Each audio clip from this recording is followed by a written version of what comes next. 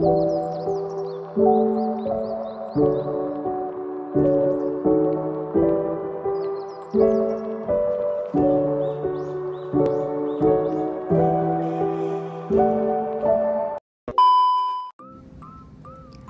guys, jadi kali ini kita akan membahas materi tentang uang digital dan pengaruhnya terhadap kebijakan moneter yang ada di Indonesia saat ini.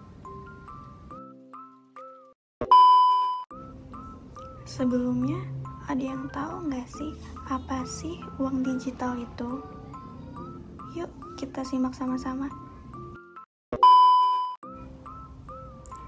Uang digital atau Central Bank Digital Currency atau CBDC adalah mata uang yang diterbitkan dan dikontrol oleh bank sentral. Hal ini berbeda dengan uang elektronik yang dapat diterbitkan oleh pihak swasta ataupun lembaga non-perbankan, dan dompet digital yang adalah alat pembayaran dalam bentuk elektronik di mana nilai uangnya disimpan dalam media elektronik tertentu. Uang digital dapat digunakan sebagai alat pembayaran yang sah untuk menggantikan uang kartal. Uang digital memiliki keunggulan dan kelemahannya tersendiri. Yang pertama, keunggulannya diterima secara global, terpercaya, dan bersifat inklusif. Yang kedua, dapat digunakan sebagai uang tunai yang lebih stabil, termasuk uang elektronik itu sendiri. Yang ketiga, dapat digunakan untuk implementasi kebijakan fiskal dan moneter tertentu. Yang keempat, pengawasan yang lebih besar, serta lebih mudah dilacak sebagai upaya mencegah kejahatan dalam sistem keuangan. Selanjutnya, kelemahan uang digital. Yang pertama, ada fungsi intermediasi perbankan justru bisa berkurang karena biaya pendanaan yang bertambah. Yang kedua, terjadinya persaingan dominasi mata uang baru atau currency cold wars dan persaingan di dunia digital. Yang ketiga, terjadinya kompetisi pembayaran. Dan yang terakhir, data pribadi yang tidak dapat dipastikan keasliannya. Selanjutnya, apa sih kebijakan moneter itu? Yuk kita simak sama-sama.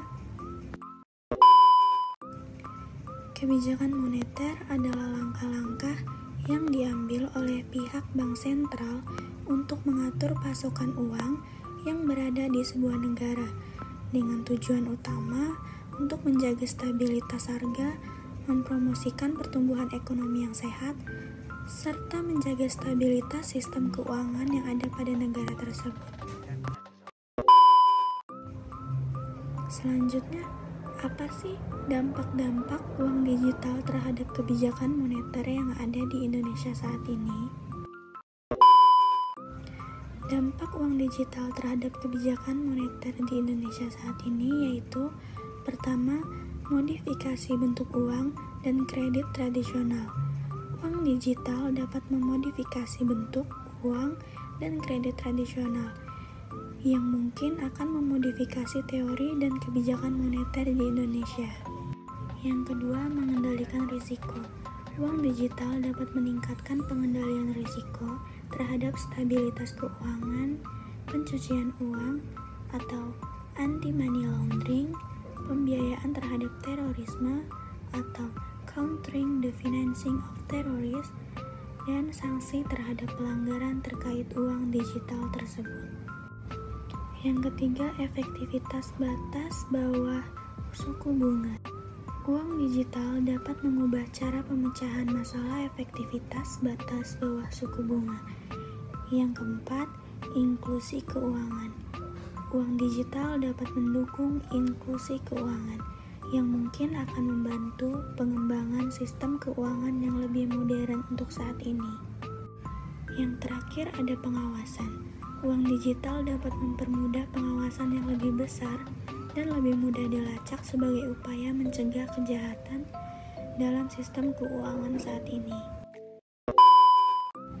Kesimpulan video kita kali ini yaitu kebijakan moneter terkait uang digital meliputi pengembangan sistem keuangan yang lebih modern dan mengandalkan risiko terhadap stabilitas keuangan, pencucian uang, pembiayaan terhadap terorisme, serta sanksi terhadap pelanggaran terkait uang digital tersebut. Bank Sentral Indonesia sedang mendalami potensi penciptaan rupiah digital sebagai alternatif uang rupiah fisik. Dampak uang digital terhadap kebijakan moneter di Indonesia telah digunakan metode analisis menggunakan factor autogression atau factor error correction model untuk menelusuri efektivitas kebijakan moneter di Indonesia saat ini.